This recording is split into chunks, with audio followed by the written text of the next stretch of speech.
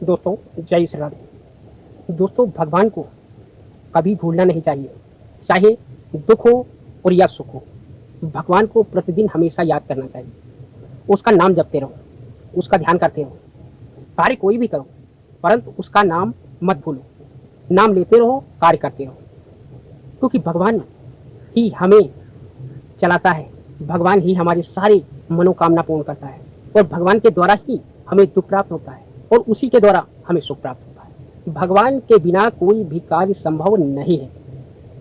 यहीं पर कुछ लोग जब दुख पाते हैं तो भगवान को कोसने लगते हैं, उन्हें अपशब्द कहने लगते हैं, परंतु यह सरासर गलत है, क्योंकि भगवान किसी के साथ कभी कुछ गलत कर ही नहीं सकता है।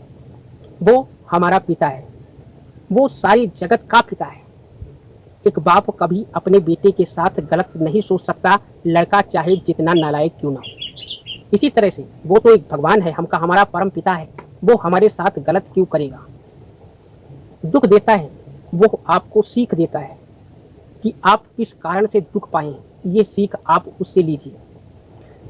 आप दोबारा ऐसी गलती ना करें, आप पर दुख नहीं आएगा। उसके नाम का स्मरण करते रहो, और जब वो किसी को सुख भी देता है, वो भी उसके लिए सीख होती है। जब उसे ज्यादा धन दे देता है, उसे अभिमान हो जाता है, उसे अपने आप पर अहंकार हो जाता है। बस कर्मों के फल तो हम लोगों को बनाने हैं, वो कभी भी किसी के साथ गलत नहीं करता है। दोस्तों, आइए हम अकबर और बीरबल की आपको एक कहानी सुनाते हैं। बीरबल भगवान का बहुत बड़ा भक्त था। प्रतिदिन भगवान की बिना पूजा के वो कहीं जाता ही नहीं था, कुछ भी नहीं करता था।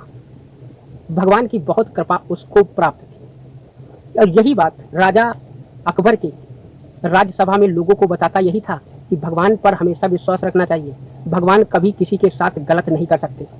उसी राज्यसभा में बैठा एक व्यक्ति उसका प्रतिदिन विरोध करता था। वो कहता था ये बिल्कुल झूठ है, क्योंकि भगवान किसी के साथ गलत नहीं करता, भगवान गलत करता है। उसकी और बीरबल की हमेशा ये बात छिड़ी रहती थी। एक दिन बात यह अकबर तक क्या पहुंची।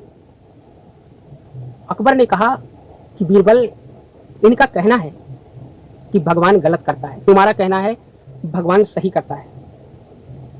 इसके लिए आप क्या कहेंगे, भगवान कहाँ तक सत्य है। तो बीरबल ने कहा, महाराज, भगवान कभी भी किसी के साथ गलत नहीं करता है, और अगर इनको लगता है कि भगवान इनके साथ गलत करता है तो यह इसका साबूत दे।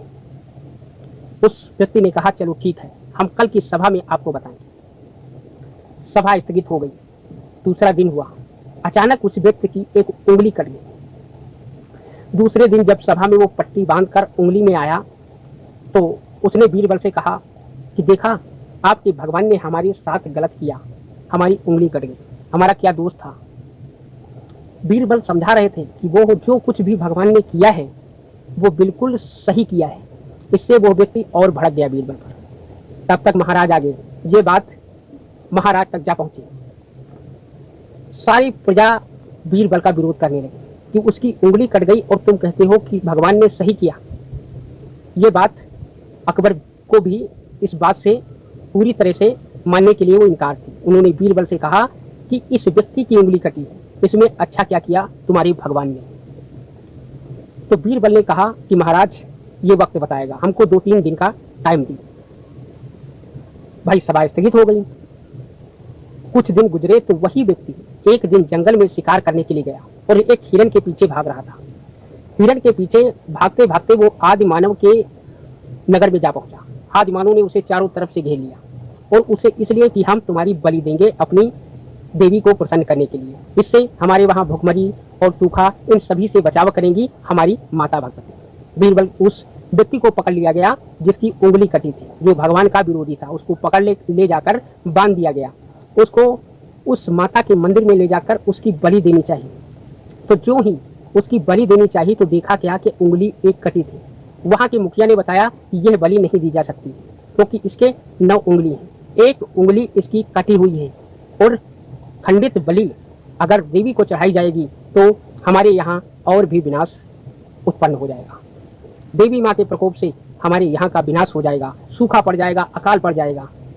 इसलिए भी उस व्यक्ति को छोड़ दिया गया, क्योंकि उसकी एक उंगली कटी थी। वो भागता हुआ बीरबल के पास आया और राजसभा में उनके चरणों पर गिर पड़ा, माफी मांगने लगा। तभी वहां अकबर आ गए। अकबर ने कहा, ये क्या, तुम आज बीरबल के चरणों में क्यों पड़े हुए हो? उसने अपनी सारी बात बता दी और कहा कि बीरबल का कहना बिल्कुल सत्य है, भगवान जो कुछ भी करता है वो अच्छाई के लिए ही करता है। इसलिए सारी प्रजा की ओर बीरबल ने घूर कर देखा तो सारी प्रजा के मुख नीचे लटक गए थे। वहीं पर अकबर ने कहा, शाबाश बीरबल, आप हमें फक्र है कि आप जैसा व्यक्ति हमारी सभा में है और हमारी राज्य में है, हमें आप पर पूरा गर्व है। और ये कहकर अकबर ने बीरबल को सम्मानित किया। दोस्तों, इस कहानी से हमें ये सीख मिलती है कि अगर तुम्हारे साथ कोई बुरा हो रहा है तो आप समय का इंतजार करो। भगवान ने वो बुरा किसी न किसी मकसद के लिए किया है जिसमें आपकी भलाई छुपी है। भगवान को कोसने से पहले आप कुछ दिन का इंतजार करें। वही जो भगवान ने संकट दिए हैं उससे आपका कहीं और ज्यादा फायदा होने वाला है। वो संकट शायद आपको इसीलिए दिए गए हैं। दोस्तों, ये था आज का वीडियो। अगर हमारा वीडियो आपको पसंद आया हो तो वीडियो को लाइक कर देना और हमारे चैनल को सब्सक्राइब कर देना ताकि हमारी आपकी मुलाकात यूं ही होती रहे। दोस्तों, जय श्री राम।